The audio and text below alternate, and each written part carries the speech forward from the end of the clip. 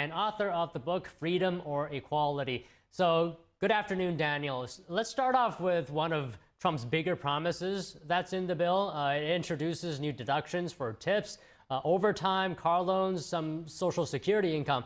What are the likely effects of these on the middle class? Well, these are exceedingly important because we have to remember that there was a project to increase taxes on all those segments. And these are actually those parts of society that have the largest levels of vulnerability. Therefore, reducing those taxes is absolutely critical to improve the conditions for the middle class and for the people in the services sector that are actually in an environment that logically, because of the way that the sector works, that is more cyclical. So it's a better way of having more security about their income and about their finances. So I think it's a very, very important factor, likely to drive higher consumption and improvement in the credit card debt, reducing those levels of credit card debt that so many citizens have had to maximize in the past months. So if you're saying that it's going to be a boost for those sectors that you mentioned, do you also expect this bill then, naturally with its mix of tax cuts and spending increases, to boost GDP? Oh, absolutely. If we, as Austrian economists or libertarians, don't understand that the combination of deregulation and tax cuts are likely to drive a much stronger but also more sustainable GDP, is definitely something that we should be repeating over and over again.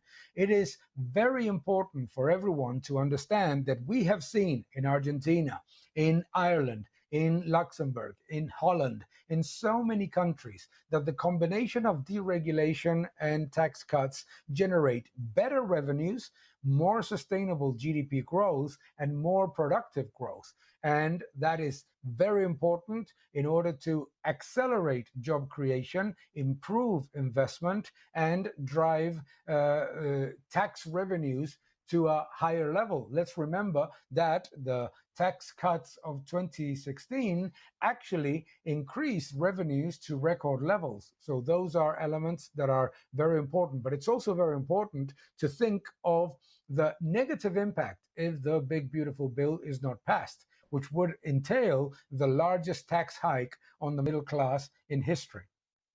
Okay, speaking of the 2017 Trump tax cuts, the bill would actually make it permanent, meaning it could maybe leave more capital in the hands of American small businesses, and that's really important, right? So talk to us about the impacts of the 2017 Trump tax cuts.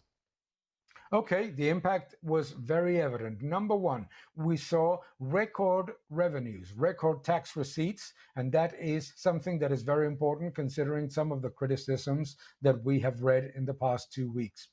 But second, and you've just outlined that, is the improvement for small and medium enterprises. We have seen how small and medium enterprises have been obliterated by higher inflation, higher taxes, and a weakening of the productive economy. Small and medium enterprises will find a boost both in terms of cash generation and their ability to restore their finances and improve their decisions of investment. So I think it's important, no, it is critical for the SMEs, which are the fabric of the productive economy in the United States, to pass this bill, as well as for consumption. So if we look at GDP, what we're likely to see is an improvement in investment, a reduction in imports, an improvement in exports, and a significant boost in terms of consumption. Okay, so talking about businesses, exports, imports, the bill also offers tax incentives for U.S. manufacturing, and that includes full expensing for capital investment. How effective, in your opinion, are these tools going to be in sort of revitalizing domestic production, if you will?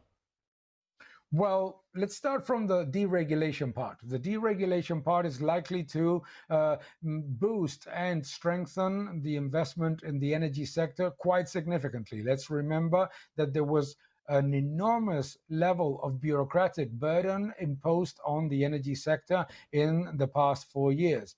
I think that it's also very significant to understand that the incentives to attract manufacturing to the United States are likely to generate a very large improvement in investment. We have already seen that investment in the first quarter soared. And I think that it is likely to continue to strengthen into particularly the 27 to 28 period. That is likely, obviously, to be when those positives manifest, because investment tends to appear between 12 to 16 months after the bill has been passed.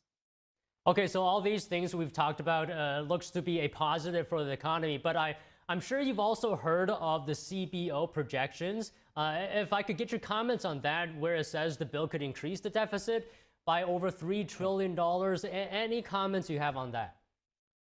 Well, the first thing that we need to understand is that the CBO projections are exceedingly conservative. The CBO projections don't consider any improvement in the economy from the deregulation, any improvement in investment, any improvement in growth or jobs from lower tax cuts, and certainly any improvement in revenues, especially, which I find surprising, considering that the 2017 tax cuts actually generated record receipts. No? But I also find it very, let's say, questionable to consider the tax cuts same as a spending increase. That is not the case in any shape or form. And the other thing about the CBO projections that is not considering any positive is from the trade deals.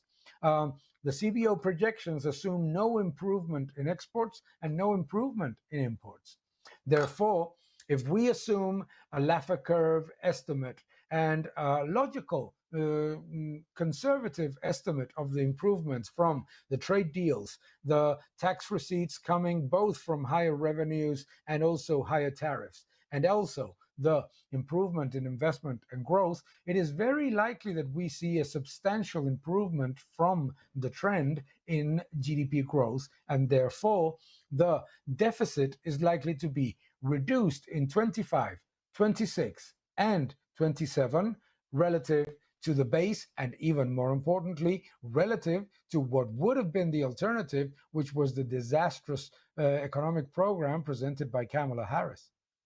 Okay, just to wrap up here, let me ask you one more thing on the market. It seems like S&P 500, NASDAQ reaching all new highs now, record highs. Any thoughts you have on what's contributing to this record market rise?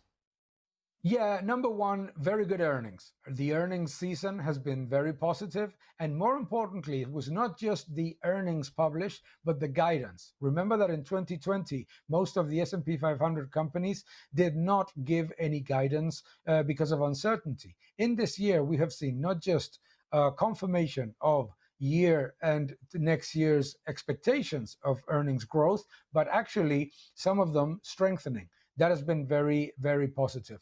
Also, the market has gone from a tariff tantrum to understanding that tariffs are a tool to negotiate trade deals. And therefore, the market now reacts positively on the news that there's going to be some kind of negotiation, and also positive on the confirmation of those trade deals. So I think it's basically going from a very negative perception of the tariff announcement in Liberation Day to the realization that it's a negotiation tool added to a very robust earnings season with very good guidance.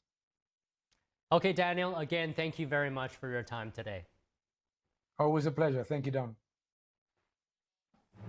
Coming up, will the big beautiful bill be a boost to the U.S.? Is the elimination of tax